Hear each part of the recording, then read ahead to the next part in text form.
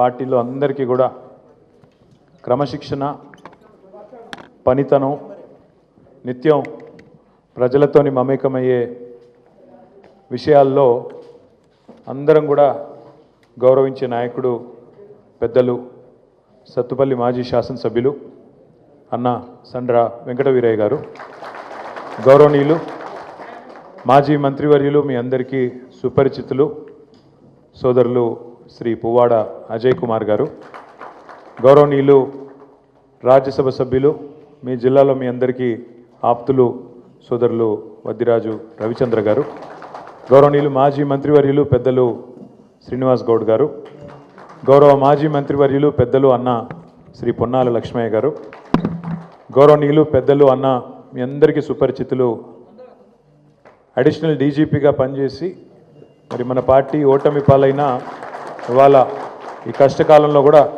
నేనున్నానంటూ మనందరితో భుజం భుజం కలిపి కదం దొక్కుతున్న గౌరవ పెద్దలు శ్రీ ఆర్ఎస్ ప్రవీణ్ కుమార్ గారు, సోదరుడు మీ అందరికీ ఆప్తుడు, నాకు కూడా ఆప్తుడు తమ్ముడు సత్తుపల్లి మున్సిపల్ చైర్మన్ మహేష్ గారు, అదే మాదిరిగా రామచంద్రరావు గారు, ఈరోజు సత్తుపల్లి మున్సిపాలిటీ నుండి విచ్చేసిన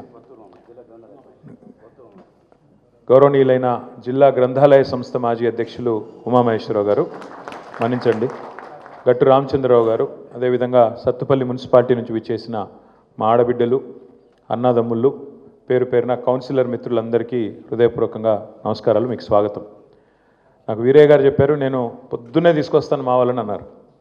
మరి పొద్దున్నే మీరు బయలుదేరారు 4:30కి, కాకపోతే పొగ మంచు వల్ల 2 గంటల ఆలస్యమైందని చెప్పారు. బట్ ఏదేమైనప్పటికీ మీ పదవి విరమణ జరిగే లోపల మళ్ళీ మనం కలుసుకోవడం ఈ రకంగా చాలా సంతోషం.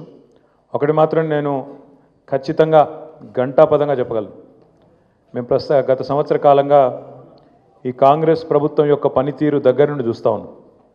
కాంగ్రెస్ శాసనసభ్యులు, కాంగ్రెస్ ప్రభుత్వంలో ఇవాళ మున్సిపాలిటీల పరిస్థితులు, గ్రామ పంచాయతీల పరిస్థితులు కూడా దగ్గర నుండి చూస్తూ ఉన్నాం.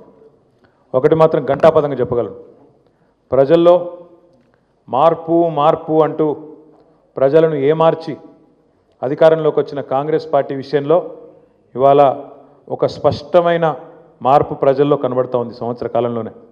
నిన్న మీరు చూసినట్టయితే గ్రామ సభల పేరిట రాష్ట్రంలో పెద్ద ఎత్తున అన్ని గ్రామాల్లో అధికారుల సమక్షంలో గ్రామ సభలు జరిగినాయి. మంత్రులు పోలేదు, శాసనసభ్యులు కూడా చాలా చోట్ల పోలేదు.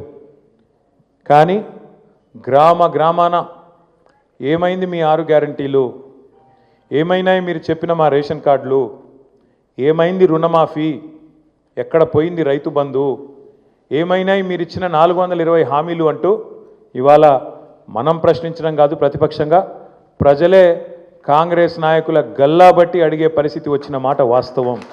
ఇవాళ కొన్ని గ్రామాలలో అయితే టెంట్లు ఏర్పాటు చేస్తే అధికారులు ఆ టెంట్లను కూడా కూల్చి ప్రజలు అక్కడ చుట్టూ సాయుధ పోలీసుల పహారా ఉన్నా దాన్ని పట్టించుకోకుండా నిరసన వ్యక్తం చేస్తున్న పరిస్థితి సంవత్సరం తిరగకుండానే వచ్చింది అంటే ఎంత అధ్వానంగా ఈ ప్రభుత్వ పనితీరు ఉందో దాన్ని బట్టి చెప్పొచ్చు.